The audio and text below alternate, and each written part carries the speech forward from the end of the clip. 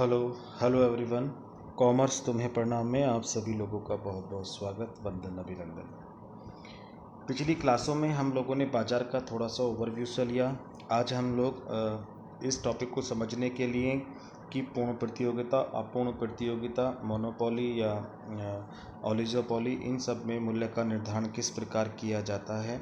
तो हम लोग बाज़ार को यहाँ दो भागों में बांट रहे हैं। एक तो on the basis of time, on the basis of competition. ये हमको समझने बहुत ज़रूरी हैं आगे प्राइस को डिटर्मिनेट करने के लिए। तो आज हम लोग लेंगे on the basis of time, समय के आधार पर। देखिए जैसे इसके क्लियर हो रहा है समय, तो समय के आधार पर हम लोग बांटते हैं। तो चार पार्ट ये करते हैं: very short period, long period, very long period. और on the basis of competition, प्रतियोगिता के आधार पर अगर बात करते हैं तो परफेक्ट कंपटीशन, मोनोपोली, इम्परफेक्ट में फिर आपके मोनोपोलिस्टिक कंपटीशन आ जाते हैं, ड्यूपोली आ जाते हैं, ओलिगोपोली आ जाते हैं। तो इसको हम लोग एनालिसिस करेंगे। बाकी on the basis of time को हम लोग एनालिसिस करेंगे। देखिए on the basis of time को हम लोग ये समझते हैं कि जिसका वर्गीकरण, जिसका क्लासिफिकेशन टाइम के बेस पर किया है। तो टाइम का मतलब एक साल, एक महीना, 2 दिन, 3 दिन ऐसे आधार पर किया है तो बिल्कुल गलत हो जाएगा। इसका मतलब ये नहीं हो सकता कि हम लोग टाइम को यहाँ पर डिस्ट्रीब्यूट कर दें, टाइम का यहाँ बाउंडेशन कर दें। नो, टाइम का बाउंडेशन यहाँ पर होता ही नहीं है। तो यहाँ पर फिर किस आधार पर हम लोग यहाँ पर कैलकुलेशन करते हैं। देखिए जैसे कि नाम से क्लियर तो यही होता है कि जहाँ पर टाइम के आधार पर, समय के आधार पर हम लोग मार्केट को क्लासीफाइड कर दें तो उसको हम लोग बोलते हैं overview of market on the basis of time. ठीक है, बट ऐसा नहीं है बिल्कुल भी। यहाँ पर इन्होंने चार भागों में बाज़ार को बांटा है समय के आधार पर। एक तो उन्होंने रखा है वेरी शॉर्ट पीरियड। तो वेरी शॉर्ट पीरियड का मतलब ये नहीं हो सकता कि वेरी शॉर्ट पीरियड 1 दिन का है या 1 घंटे का है या 2 दिन का है या 10 दिन का है या 20 दिन का है। कितना माने हम वेरी शॉर्ट पीरियड। तो हमको ये समझना ज़रूरी है कि वेरी शॉर्ट पीरियड कितने उसका होता है, कितना टाइम का होता है। या अगर है शॉर्ट पीरियड, अल्पकाल, कितना माने हम, लॉन्ग पीरियड कितना माने, वेरी लॉन्ग पीरियड कितना माने। देखिए प्राइस का डिटर्मिनेशन करने के लिए चाहे आप परफेक्ट कंपटीशन में करें, चाहे आप लोग मोनोपोली में करें, चाहे मोनोपोलिस्टिक कंपटीशन में करें, सब में आपको पहले ये पता होना चाहिए कि ये जो टाइम है ये टाइम क्या होता है। क्योंकि यही आगे जाके हमको बताएगा कि शॉर्ट रन में जो है हमको ज़्यादा प्रॉफिट हो रहा है, लॉन्ग रन में हमको नॉर्मल प्रॉफिट हो रहा है। तो ये सब प्रॉफिट को एनालिसिस करने के लिए पहले हमको ये टाइम को समझना बहुत ज़रूरी है। तो आज मैं ओवरव्यू आपको यहाँ पर दे दे रहा हूँ। आगे हम लोग स्टेप बाय स्टेप एक एक पीरियड को हम लोग एनालिसिस करेंगे, बट आज मैं आपको इसका ओवरव्यू दे रहा हूँ। एक ही वीडियो में आपको ये चारों के चारों क्लियर हो जाएंगे बहुत अच्छे तरीके से। देखिए सबसे पहले कह रहे हैं very short period. Very short period का मतलब हो गया अति अल्पकालीन बाजार, बहुत ही छोटा बाजार। देखिए पहली बात तो ये समझ लीजिएगा कि ये जो क्लासिफिकेशन दिया है ये किसने दिया है, मार्शल ने दिया है। किसने दिया है, मार्शल ने बताया कि जो हमको बाजार बांटना है समय के आधार पर, उसके 4 भाग हम लोग कर सकते हैं। तो ध्यान रखना है कि समय के आधार पर बाजार को किसने बांटा, मार्शल ने बताया कि वेरी शॉर्ट पीरियड होता है। वेरी शॉर्ट पीरियड का मतलब बहुत ही अल्प समय के लिए बाजार, इसको हम लोग मार्केट पीरियड भी बोलते हैं, बाजार काल भी बोलते हैं। इसका और नाम होता है डेली मार्केट, दैनिक बाजार। तो क्या है दैनिक बाजार का मतलब, ये समझ लीजिएगा। देखिए जहाँ पर आप लोगों की सप्लाई फिक्स हो, सप्लाई का मतलब हो गया कि आपको जो माल मार्केट में आ रहा है उसको ना घटा सकते हो ना बढ़ा सकते हो। मांग आपकी बढ़ गई लेकिन पूर्ति आपकी जो है ना घट रही है ना बढ़ रही है, उतनी की उतनी है। यानी मांग के अनुरूप जब आप पूर्ति को नहीं बढ़ा पाते हैं तब तक आपका बाज़ार जो रहता है वो डेली मार्केट रहता है। कौन सा मार्केट रहता है, डेली मार्केट रहता है। यानी यहाँ पर पूर्ति, सप्लाई का कोई भी इफ़ेक्ट नहीं पड़ता है। सारा का सारा इफ़ेक्ट जो पड़ता है किसका पड़ता है, मांग का पड़ता है। सपोज़ करो कि आपके जो डिमांड है वो ज़्यादा होती जा रही है और मार्केट में आप सप्लाई को बढ़ा नहीं पा रहे हैं, तो ऑब्वियसली सीधी सी बात क्या होगा कि आपके जो कमोडिटी के प्राइस हैं वो बढ़ते चले जाएंगे, क्योंकि हम उसको बढ़ा ही नहीं पा रहे हैं, हम पूर्ति को बढ़ा ही नहीं पा रहे हैं। तो ध्यान रखना है कि जहाँ पर पूर्ति को, सप्लाई को मांग के अनुरूप, मांग के अकॉर्डिंग रत्ती भर भी ना बढ़ा सकते हों, वहाँ तक जो मार्केट रहती है वो आपकी डेली मार्केट रहती है। वेरी शॉर्ट पीरियड रहता है, मार्केट पीरियड रहता है। बात समझ में आ गई आप लोगों के? इसको यहाँ पर इन्होंने पॉइंट में लिखने की कोशिश की है कि सप्लाई कांस्टेंट रहती है, स्थिर रहती है, price affected by demand. Price किससे इफेक्ट होती है? डिमांड से। सीधी सी बात है, डिमांड ज़्यादा होगी, पूर्ति आप सप्लाई बढ़ा नहीं पा रहे तो रेट क्या हो जाएंगे? हाई हो जाएंगे। डिमांड कम हो गई, पूर्ति उतनी की उतनी है, तो प्राइस आपके डाउन हो जाएंगे। तो सारी की सारी प्राइस किससे डिटर्मिनेंट हो रहे हैं? डिमांड से। सप्लाई इफेक्ट जीरो हो ही जाएगा, जीरो। भाई सप्लाई जब घटा नहीं सकते, बढ़ा नहीं सकते, तो सप्लाई का इफेक्ट क्या रहेगा? जीरो। मार्केट प्राइस, देखिए मार्केट प्राइस कहा जाता है, यहाँ पे जो मूल्य का निर्धारण होता है उस मूल्य को हम लोग क्या बोलते हैं? मार्केट प्राइस बोलते हैं। क्या बोलते हैं? Market price. इन मार्केट में ऐसी आइटम कौन सी होती है? एग्जाम्पल मिल्क है, कार्ड है, वेजिटेबल है, दूध, दही और आपकी सब्जियां जो शीघ्र नष्ट होने वाली होती हैं। ये टाइम कैसा होता है? वेरी लेस टाइम, बहुत ही अल्पकाल के लिए ये समय होता है। तो बात समझ में आ गई? इसका मतलब ये नहीं कि 1 दिन, 2 दिन, 3 दिन, यानी very short period. Daily market आपका कब तक रहेगा? डेली मार्केट आपका तब तक माना जाएगा जब तक आपकी सप्लाई क्या रहेगी? फिक्स रहेगी, सप्लाई में चेंजिंग नहीं हो रही है। अगर सप्लाई में थोड़ा सा आपने इंक्रीज या डिक्रीज करना शुरू कर दिया, यानी इंक्रीज कर दिया डिमांड के अकॉर्डिंग, थोड़ी सी आपने सप्लाई बढ़ा दी, तो तुरंत आपका शॉर्ट पीरियड शुरू हो जाएगा। क्या शुरू हो जाएगा? Short period. देखिए शॉर्ट पीरियड के बारे में कह रहा है आप लोगों के, शॉर्ट पीरियड अल्पकाल, more time comparable market period, इससे ज़्यादा टाइम होता है, ठीक है ना? More time comparable market period, market period से अति अल्पकालीन समय से ज़्यादा समय इसमें मिलता है। सप्लाई इफेक्ट लेस, सप्लाई का इफेक्ट थोड़ा सा कम पड़ता है, लेकिन यहाँ से थोड़ा ज़्यादा पड़ता है, लेकिन मांग के अनुरूप नहीं पड़ता है, यहाँ भी मांग हावी रहती है। प्राइस इफेक्टेड बाय डिमांड, क्या देखो प्राइस इफेक्ट होती है किससे होती है? डिमांड से ही होती है। No change in plant, plant में कोई चेंजिंग नहीं कर सकते, यानी जो प्लांट है सप्लाई बढ़ाने के लिए हम प्लांट में कोई चेंजिंग कर दें, नहीं।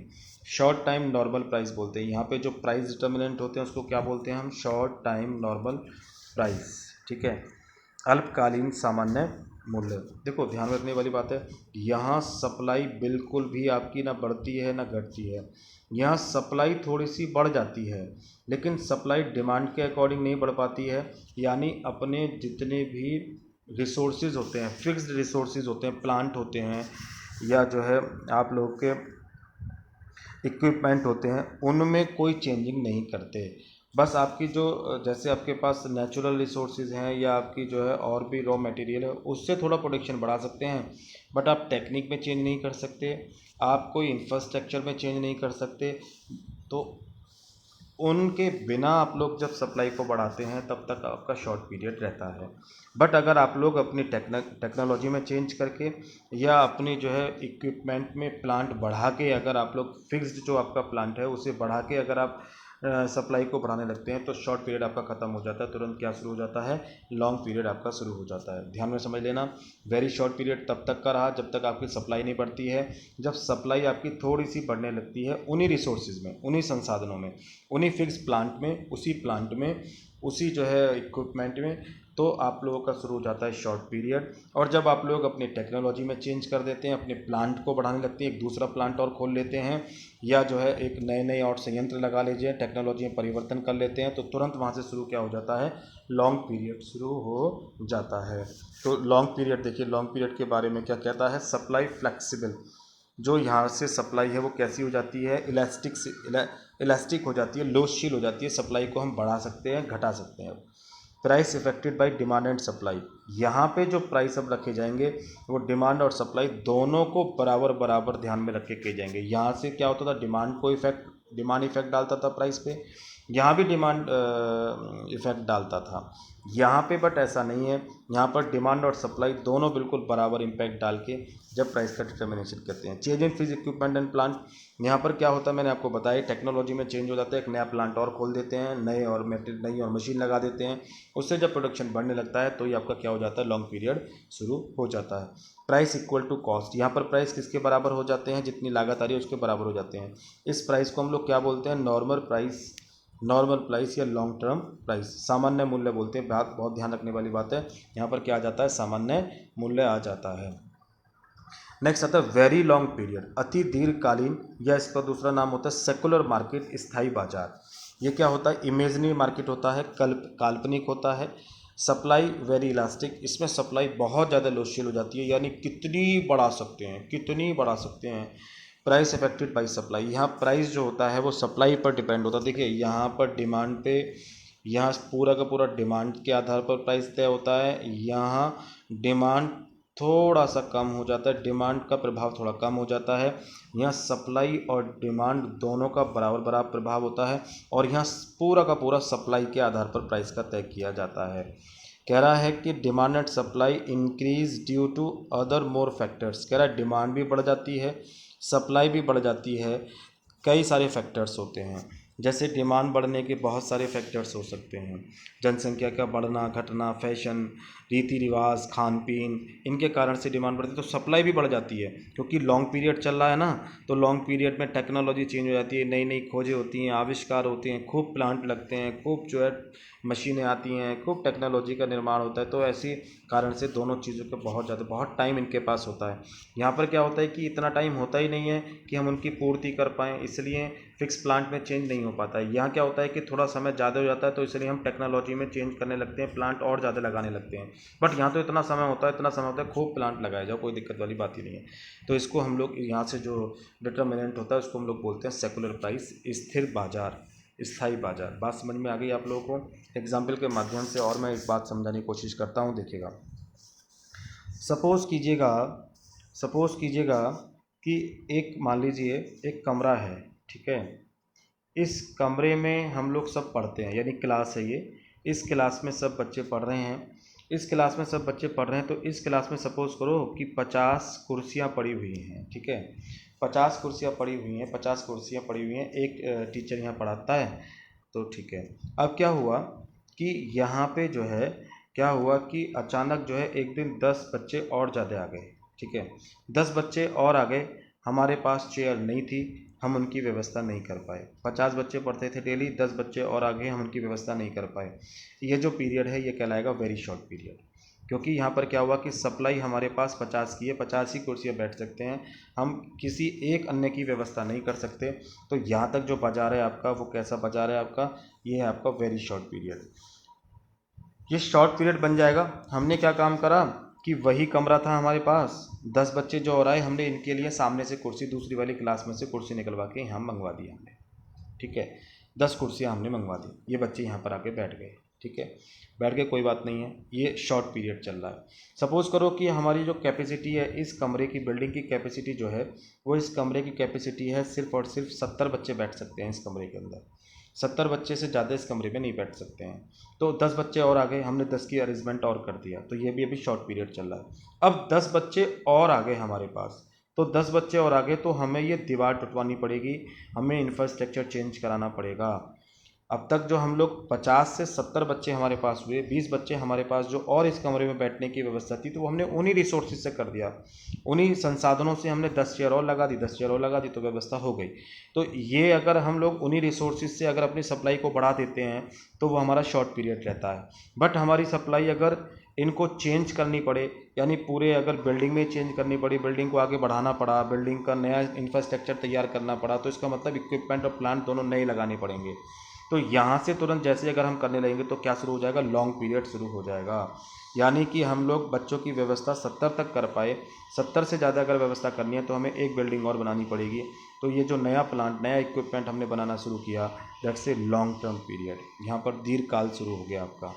और वेरी लॉन्ग पीरियड की बात करें तो बोले वेरी लॉन्ग पीरियड शुरू हो जाता है जब जो है आप लोग क्या काम करें, यहाँ पर डिमांड एंड सप्लाई पूरा हो गया, बोले यहाँ पे नई नई टेक्नोलॉजी से प्रोडक्शन होने लगा, नई नई खोजें होने लगी, नए नए आविष्कार होने लगे, एक ही आइटम के कई सारे अल्टरनेट बाज़ार के अंदर रहेंगे, उनकी मांग भी बढ़ने लगी, ठीक है ना। जो बाज़ार में जो है जनसंख्या बढ़ गई, जनसंख्या बढ़ने के कारण से, उनके फैशन होने के कारण से, रीति रिवाज चेंज हो गए, उनके कारण से डिमांड भी बढ़ गई, और उनकी डिमांड को पूरा करने के लिए नए नए प्लांट खोले जा रहे हैं, नए नए आविष्कार करे जा रहे हैं। तो ये वेरी लॉन्ग पीरियड हो गया है। हालांकि ये इमेजिनरी होता है, ऐसा होता नहीं है, बट ये हमने आपको बताया। तो इस एग्जाम्पल के माध्यम से आई होप आपको ये जो मार्केट है as the base of time बिल्कुल बेस्ट तरीके से क्लियर हो गए होंगे। मुझे आशा है कि आपको बिल्कुल समझ में आ गया होगा। आगे हम जब प्राइस का डिटर्मिनेशन करेंगे तो आपको बेटर और समझ में आ जाएगा। तो आज की क्लास यहीं समाप्त करेंगे। अगली वाली क्लासों में हम इनको ही डीपली एनालिसिस करेंगे। यहाँ तो मैंने ओवरव्यू दे दिया है, चार्ट का आप स्क्रीनशॉट ले लेना जिससे आपको कम समय में ज़्यादा जानकारी हो जाए, इसलिए मैंने इसको बना दिया है। आगे हम लोग जो है इसको डीपली एनालिसिस करेंगे। सो आज का दिन शुभ हो, भविष्य आपका मंगलमय हो, इसी आशा के साथ हम आज का क्लास यहीं समाप्त करते हैं। कल फिर आपसे पुनः मुलाकात करेंगे। बहुत बहुत धन्यवाद।